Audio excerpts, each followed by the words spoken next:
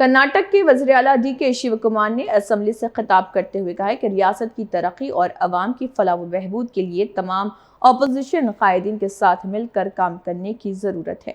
उन्होंने कहा कि सियासी इख्तलाफात से बालातर होकर सबको टीम कर्नाटक के तौर पर मुत्तहिद होना चाहिए ताकि रियासत के अवाम की तरक्की और फलाह के लिए मुयस्सर अंदाज में काम किया जा सके।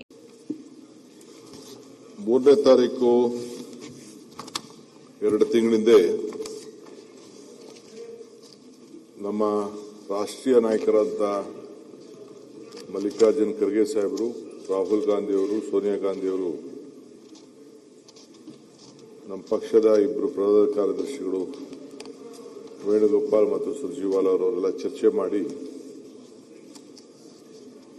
ನನಗೆ ನಮ್ಮ 139 ಜನ ಶಾಸಕರ ಬೆಂಬಲದಿಂದ ಈ ಸ್ಥಾನದಲ್ಲಿ ಮುಖ್ಯಮಂತ್ರಿ ಸ್ಥಾನದಲ್ಲಿ ಉಳಿಸಿದ್ದಾರೆ. ನಾನು ಈ ಸಂದರ್ಭದಲ್ಲಿ ಹಿಂದೆ ಕೂಡ ಬಹಳ ಜನ ನಾಯಕರುಗಳು ಈ ರಾಜ್ಯದ ಮುಖ್ಯಮಂತ್ರಿಯಾಗಿ ಸೇವೆಯನ್ನು ಕೂಡ ಮಾಡಿದ್ದಾರೆ.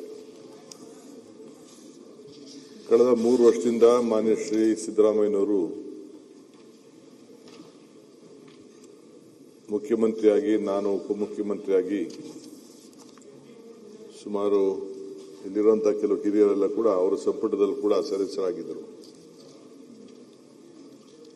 ಇವತ್ತು ಹೊಸ ಸರ್ಕಾರ ಬಂದಿರಬಹುದು,